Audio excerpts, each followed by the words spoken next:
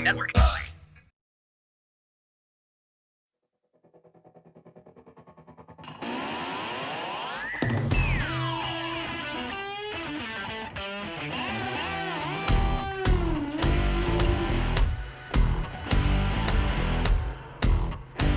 Today on the road to GABF, I'm in San Diego, California at White Labs Yeast, where my good friend, the great Chris White, is gonna show me around a little and talk to me about what's new at White Labs. So let's go grab a beer and learn about yeast. I'm here in the White Labs tasting room in San Diego with my good friend and mentor, by the way, I always like to say now because you've been with me for a long time. Chris White, ladies and gentlemen. Thanks for having me, Chris. Thanks, I'm glad you're here. 25 years is what you're celebrating this year for White Labs. That's a trek, man. Congratulations. Thanks. Feels like, I don't know, 2 years. Yeah. You know, it just goes by quick. Been fun. I remember I threw a massive party when you opened this building. Yeah. So I think for you that must have been your 15-year anniversary? That was 2011. Okay. Yeah. You come a long way since then. You now have a tasting room. And we were talking about this earlier today. White Labs has a brewery. Not because you have grandiose brewing aspirations, but you want to showcase your yeast actually in beer on site. So I thought before we jump into the rest that I want to talk to you about, because I've got a lot to talk to you about today, we would just talk about that. We have the same wort, the same beer in our glass, but with two different yeast strains. This one's a pale ale that you brewed here. And what are the yeast strains in these? So this one on our left is WP 090, San Diego Super Yeast. Okay. And this is WP 95, the Burlington Ale Yeast. So I chose these off the menu because of that Burlington Ale yeast. Yeah. And the only time I've had it, well, at least I've probably had it plenty of times at commercial breweries and didn't know it. The only time I knew I was drinking it was here at the tasting room, and I just loved it. Well, that's a great story because that is why we started White Labs Brewing Company, why we put a tasting room in San Diego and in Asheville, North Carolina, because we make these 80 plus yeast strains every single week, and most people never get to taste them. I don't get to taste them all, Right. You know, unless we make little pilot batches. But by making beer, you know, every week and putting it on tap, and it's got to be good enough to sell, we can really showcase the yeast strains and let people taste them. And I hear that people, homebrewers come in and say like, oh, I never thought about using that yeast strain for a Belgian quad or, you know, an imperial stout or a pale ale. And so we get to run through a lot of our different yeast strains and have them on tap for a little while. Yeah. It's another smart decision of yours, Chris. I like it. An expensive decision. Yeah, I bet it is. Yeah. On this road to GABF, I've been showcasing different breweries. And at each one, I'm trying to feature something different, some different aspect of our industry. And when I was thinking about you, when I do think about you, two things come to mind to me. And that's people, the people that you work with and that I've worked with of yours for years, and innovation. And I want to start with people. I want to sort of explain what I mean, because I feel like my company's the same. You have had many of the same employees for the entire time that I've known you, and the Brewing Network too. We've had the same people work for me, and there's many reasons for that, right? There's a bit of loyalty. There's a bit of creating a great company culture, but there's also for you, I think, this way that you cultivate talent, and even help people find their career, whether that is to stay at White Labs or to move on.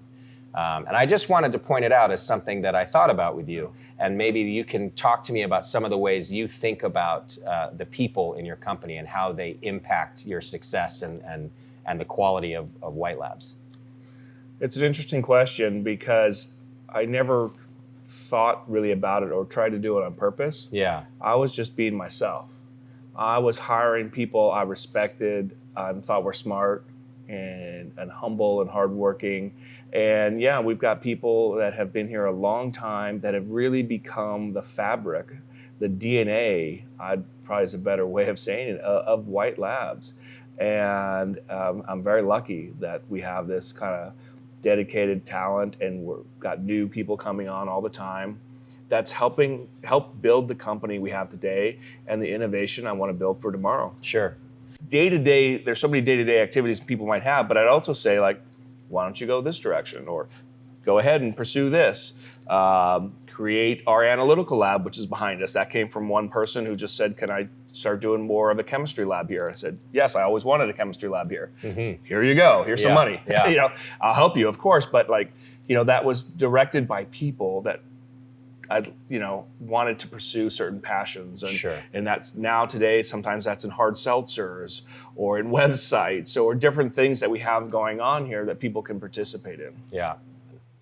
All right. Well, I want to get a tour around the facility. I want to see the brewery, which I don't think I've seen before. But thanks for always having me here and always teaching me something, and just being a great support of me and my career too. I don't even work for you, and you've been a great support of me. Well, you're a good friend, and I've loved seeing your business. I've loved seeing the people that come out of your show. Like when I go around, I travel a lot, before COVID especially, and people come up to me all the time. I love Brewing Network. Hey, love the show you were on. Hey, how's your brother Mike doing? Yeah. Can you come on the show again? And so I hear the fans. I hear the people listening to right now, right? And I love that I get to interact with them. So you've opened a lot of homebrew doors for me, and different commercial breweries that you've introduced me to. Just the world of brewing, right? We love it. You love it, and your other shows. I've got to be on some of those. So it's been a great, I think, for me, business partnership, a relationship, and a great friendship. Thank you. Well, cheers to that. Cheers.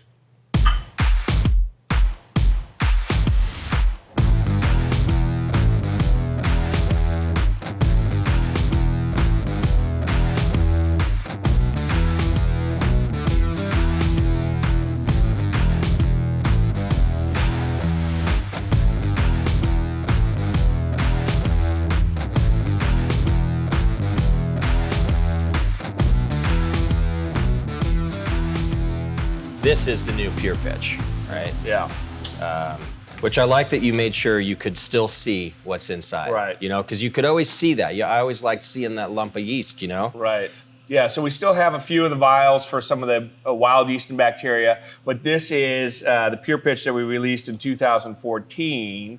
And the difference is there's a lot less plastic in this than there is in that vial. And the main thing is the yeast is grown in this film. It's sealed in this film. It's not collected out at the bottom of a valve and of a tank, right? You think of a brewery tank or something, Sure. or a propagator. It's encased in the film it grew in. And so we're not introducing oxygen, which deteriorates the shelf life, and we're not introducing potential contamination. So it's a really novel way of making yeast. And we have been working on this for the last year to make it better. So the next version of Pure Pitch will be even more exciting and more user-friendly. Okay. I can't wait to see that. All right, Whitey, I got to hit the road. All right. Bye, Justin. It's great to have you. Enjoy the ride. You got a long road ahead of you. I do. I got to get to Phoenix today, but it was nice to get to spend some time together. I hope you know how to drive this thing. Piece of cake.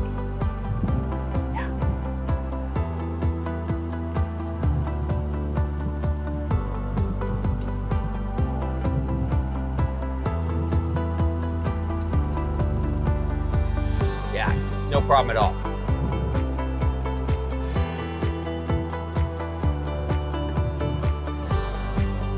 Gotta get to Phoenix.